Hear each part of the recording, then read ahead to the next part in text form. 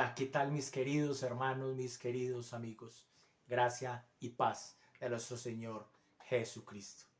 En la sección de hoy de respuestas sencillas a preguntas comunes, vamos a tratar de contestar qué es el día de reposo o cuál es el tan mencionado día del Señor por algunos círculos cristianos.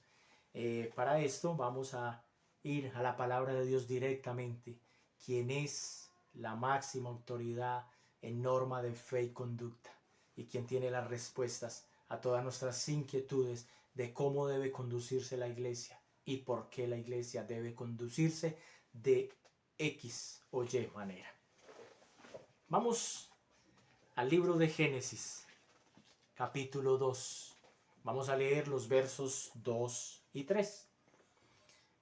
Dice, y acabó Dios en el día séptimo la obra que hizo, y reposó en el día séptimo de toda la obra que hizo. Y bendijo Dios al día séptimo, y lo santificó, porque en él reposó de toda la obra que había hecho en la creación. Este versículo es la ficha número 1 o el ladrillo número 1 para responder acerca del día de reposo o el día del Señor, por qué el domingo, por qué pasó de sábado a domingo. Y para continuar, quiero primero responder a una inquietud que generalmente nos viene cuando leemos este texto. Dice en unas versiones que Dios descansó al séptimo día.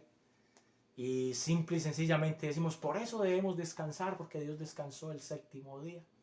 En esta versión Reina Valera de 1960 está diciendo reposó. Gracias a Dios por los eruditos, por los estudiosos, por los teólogos y por los que les inquieta mucho las palabras originales en hebreo, griego, arameo, en especial en hebreo, que fue el idioma original donde se escribió la Biblia. Ellos encontraron para la palabra reposo, encontraron dos sinónimos. Uno de ellos es meditación. O sea que nos está diciendo que Dios estaba meditando. La otra palabra es contemplación. Muy parecidas, muy leves las diferencias. Entonces, en términos sencillos, lo que nos estaba diciendo es que Dios estaba contemplando su propia creación. Dios estaba maravillado con lo que Él mismo había hecho. Dios estaba admirando, o se estaba admirando por medio de la creación que había hecho. Recordemos que esto se conoce en la teología como una revelación general, la revelación general, que es donde las cosas creadas de Dios nos muestran a Dios, nos muestran que hay un Dios existente, vivo y latente.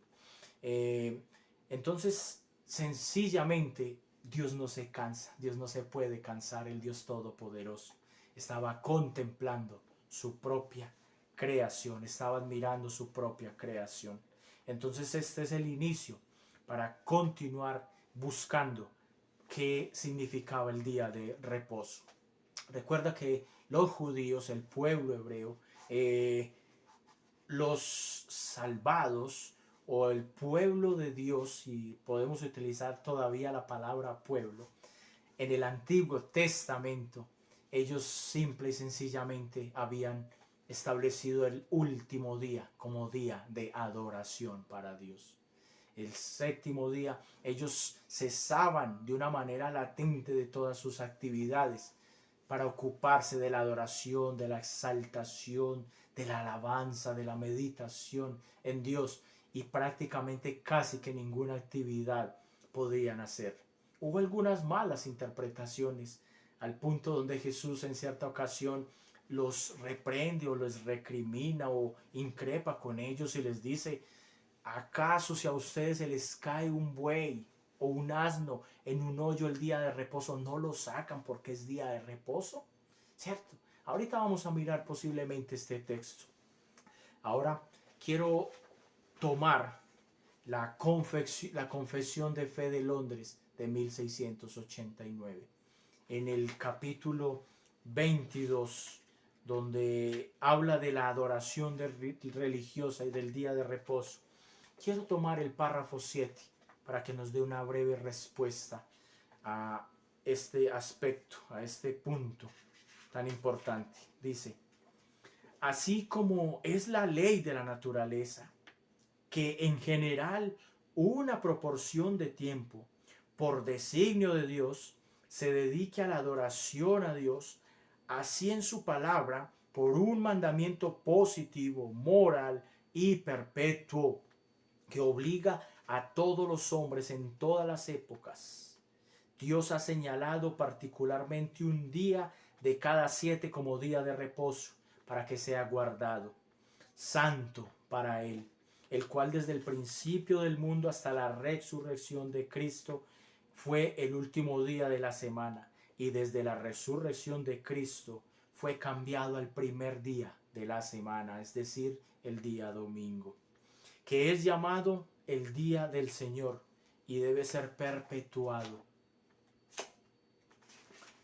hasta el fin del mundo como el día de reposo cristiano, siendo abolida la observancia del último día de la semana. Entonces aquí tenemos como punto número 1 una respuesta a una inquietud que generábamos al principio. ¿Por qué pasó de sábado a domingo? Simple y sencillamente después del día de la resurrección de Jesucristo, que fue el primer día de la semana, un día domingo, quedó estipulado que la adoración o el día del Señor fuese el primer día de la semana, día domingo. Desde esa época hasta nuestros tiempos y según el mandato bíblico hasta el fin del mundo, debemos preservar ese día.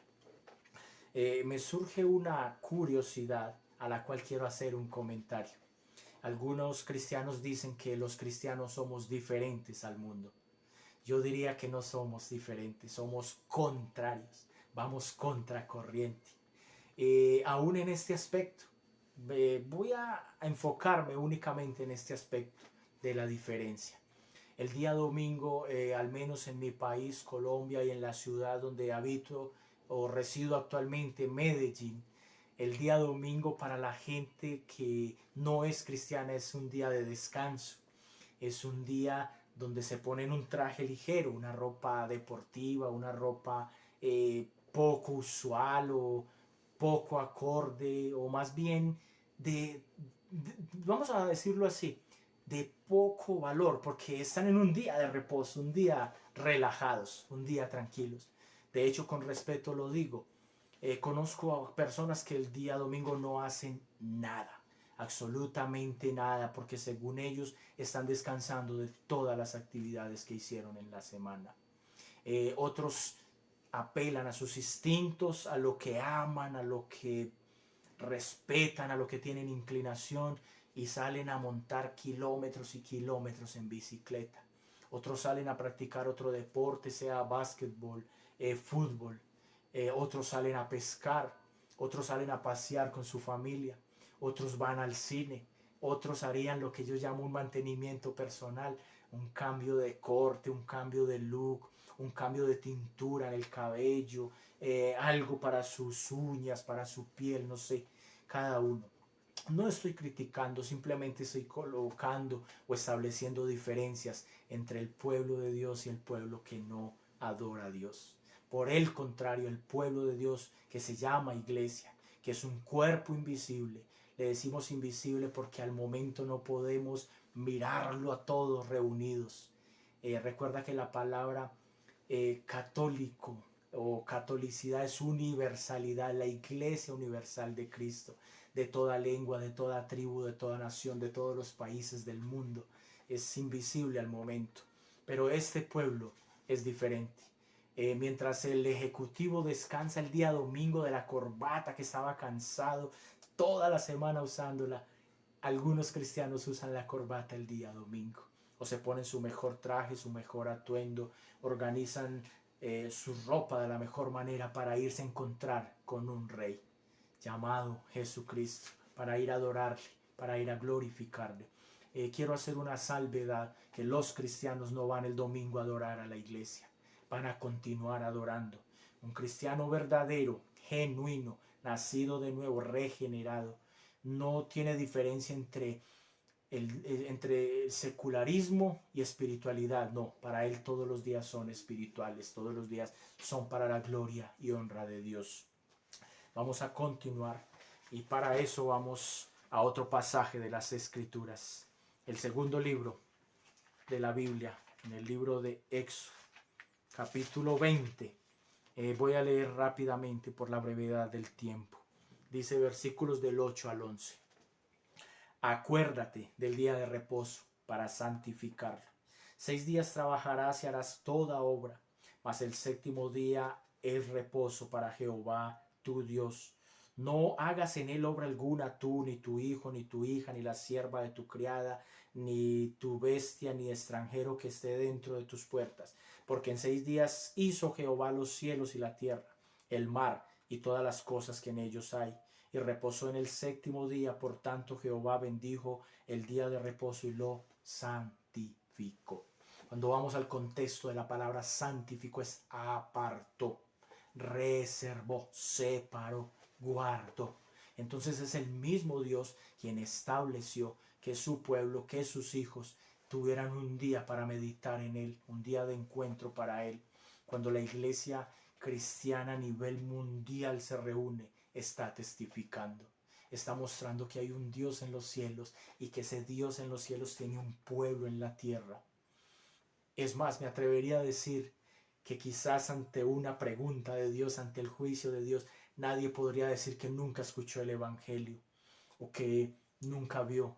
Por lo general alguien vive cerca a un cristiano. Por lo general tu autobús o tu destino a tu casa va por donde hay una iglesia cristiana.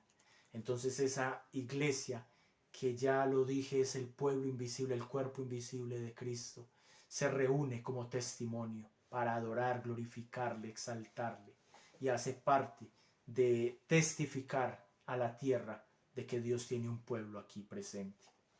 Entonces nos está diciendo que es una ordenanza, que es un mandamiento.